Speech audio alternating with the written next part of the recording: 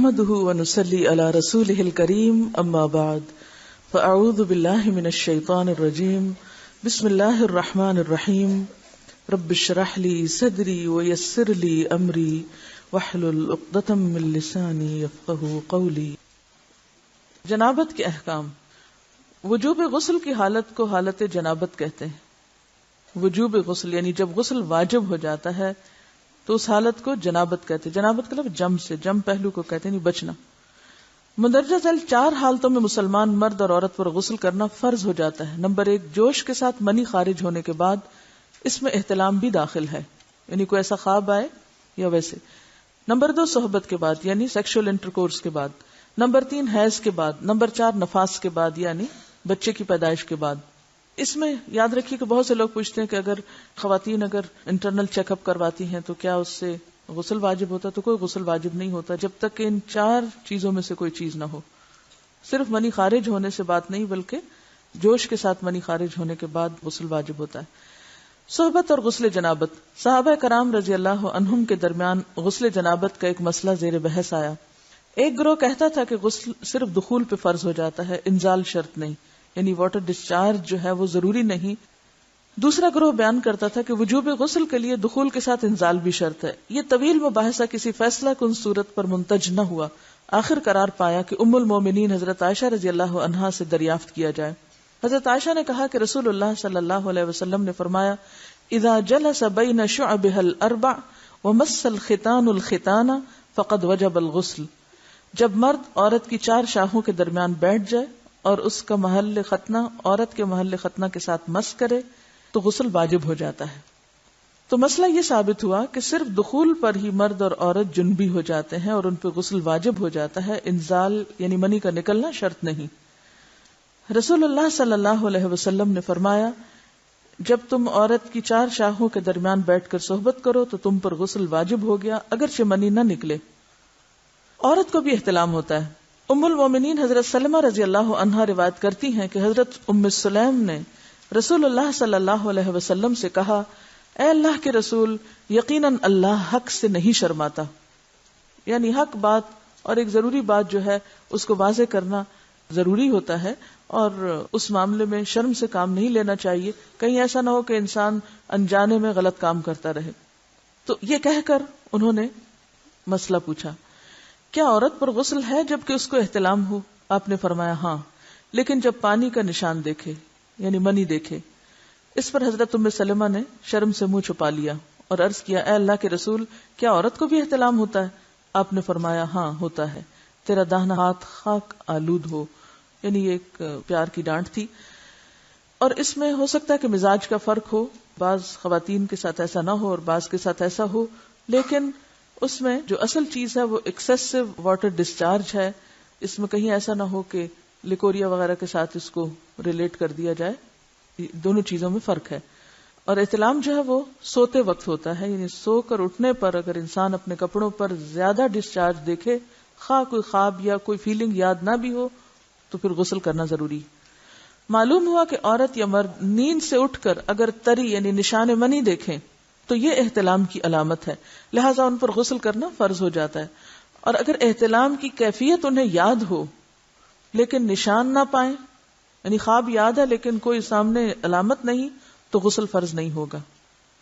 ایسی صورت میں شک کی ضرورت نہیں ہے کہ نہیں وہ میں نے خواب دیکھا اور مجھے خواب بالکل صحیح یاد ہے تو مجھے نہانا چاہیے، نہیں، محض خواب پر نہیں نہایا جائے گا جب تک کہ فزیکلی کوئی ایسی چیز سامنے دیکھی نہ جائے۔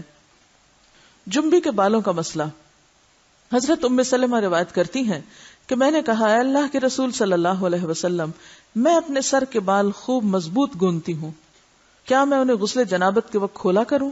آپ نے فرمایا، ان کا کھولنا ضروری نہیں، تیرے لیے یہی کافی ہے کہ 3 لپ پانی اپنے سر پر ڈالے، پھر اپنے سارے بدن پر پانی بہائے، پس تو پاک ہو جائے گی۔ یعنی بالوں کی جڑیں بھیگنا، سکن بھیگنا ضروری ہے، سارے بال کھولنا ضروری نہیں ہے۔ جنبی کے بالوں کا مسئلہ۔ حضرت عائشہ کو خبر ملی کہ حضرت عبداللہ ابن عمرو عورتوں کو غسل جنابت کے لیے بال کھولنے کا حکم دیتے ہیں۔ فرمانے لگی، ابن عمرو پر تعجب ہے، انہوں نے عورتوں کو تکلیف میں ڈال دیا، وہ انہیں سر منڈوانے کا حکم کیوں نہیں دے دیتے؟ یہ حضرت عائشہ کی ڈانٹ تھی یعنی وہ یہ تو کہہ رہے کہ عورتیں بال کھول کھول کے نہائیں، تو وہ پھر سیدھا یہی کہیں کہ عورتیں بال منڈوا لیں. میں اور رسول اللہ صلی اللہ علیہ وسلم ایک ہی برتن میں غسل کرتے، اور میں اپنے بال کھولے بغیر سر پر 3 چلو سے زیادہ پانی نہیں ڈالتی تھی. معلوم ہوا کہ غسل جنابت کے لیے بال کھولنے کی ضرورت نہیں، مگر یہ حکم صرف غسل جنابت کا ہے. غسل حیض کے لیے بالوں کا کھولنا ضروری ہے کیونکہ وہ مہینے میں ایک دفعہ ہے.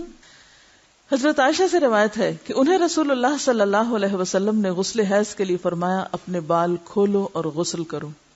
اس میں آپ دیکھیے کہ دونوں چیزوں میں فرق کیوں ہے. دونوں کی نوعیت فرق ہے، اور حیض جو ہے وہ ایک نجاست کی کیفیت بھی ہے نا، قل ہوا اذی. تو اس کے بعد نہانا اور نہا کر خوشبو لگانا خاص طور پر اس کا سارا حکم آتا ہے. لیکن غسل جنابت میں نجاست کی وہ کیفیت نہیں ہے. یعنی حیض کا خون اور منی جو ہے ان دونوں کے حکم میں بھی فرق ہے. ٹھیک ہے نا. بعض علماء کے خیال میں جو منی ہے اٹ سیلف وہ ناپاک چیز نہیں ہے. اگر کسی کپڑے وغیرہ کو لگ گئی تو وہ کپڑا ناپاک نہیں. اگر اس کو خشک ہونے پر کھرچ کے صاف کر دیا جائے تو کپڑا صاف ہو جائے گا. لیکن خون حیض پر آپ صلی اللہ علیہ وسلم نے کیا فرمایا؟ چٹکیوں سے مل مل کے اس کو صاف کر کے دھوئے. تو ان دونوں میں بھی فرق ہے. لہٰذا ان دونوں کے بعد نہانے کے حکم میں بھی فرق ہے. ایک میں بال کھولے جائیں گے اور بال بھی دھوئے جائیں گے اور بالوں کی جڑیں بھی دھوئی جائیں گی، جبکہ دوسرے عام غسل جنابت میں بال کھولنا اور پورے بال دھونا شرط نہیں. بہت سی بچیاں ایسی جن کی شادی ہوتی ہے اور اس کے بعد انہیں ان مسائل کا پتہ نہیں ہوتا، یا تو وہ شرم کے بارے نہاتی نہیں، یا نہاتی ہیں تو پھر وہ پورے بال دھو دھو کے سکھانے میں اور ان چیزوں میں اتنا وقت ضائع کر دیتی ہیں کہ پھر بعضوں کا شوہر کی نافرمانی اور آپس کے تعلقات میں ٹینشن، لوگوں کا خوف. تو اگر دین کا صحیح مسئلہ پتا ہو تو انسان ان تمام مشقتوں سے بچ جاتا ہے اور ایک نارمل روٹین کی لائف گزار سکتا ہے. اس میں کیا صرف 3 کپ پانی، 3 لپ پانی، یعنی 3 دفعہ کیوں کہ اگر ایک دفعہ ڈالنے سے پوری طرح نہیں بھیگا تو آپ یہ بھی کر سکتے ٹیپ کے آگے سر کر کے تو ساری اسکن جو ہے سر کی اس کو آپ گیلا کر لیں. پیچھے سے بال جو ہیں اگر لمبے ہیں تو ان کو ایک طرف کر دیں تاکہ پورے بال نہ دھونے پڑے، نہ سکھانے پڑے اور نہ خشک کرنے پڑے، اور باقی جسم پہ پانی بہا لیں. دوسری صورت یہ ہے کہ مگ میں پانی لے کے تو اس کو آپ تھوڑا تھوڑا کر کے پورے کو ایک دفعہ کریں، پھر اس کے بعد دوبارہ کریں اور تیسری دفعہ رول کر کے بالوں کو پیچھے سے شاور کیپ ڈال لیں اور باقی جسم پھر دھو لیں. شاور کیپ سے کیا ہوتا ہے عام طور پر کہ پیچھے کے جو سارے لمبے بال ہیں پھر وہ نیچے گر کے گیلے نہیں ہوتے، وہ آپ کے سر پہ ہی ٹک جاتے ہیں. تو سر کی اسکن دھوئیں اور بالوں کو جوڑے کی شکل میں باندھ کے اوپر شاور کیپ پہن کے پھر باقی جسم کو اچھی طرح دھو لیں. تو اس میں آپ دیکھیں کہ جب بالکل سر کے سکن کا حصہ ہی تر ہوگا، اور یہ 3 دفعہ کرنا ہوگا، ایک دفعہ سے نہیں کام چلے کہ 3 دفعہ کرنا تاکہ کوئی بھی بال برابر جگہ سکن کی خشک نہ رہ جائے. تو اس سے کیا ہوگا کہ جتنا کم بال گیلے ہوں گے اتنے کم دیر میں ان کو خشک بھی کیا جا سکتا ہے اور کسی بھی مشقت کے بغیر انسان نماز پڑھ سکتا ہے.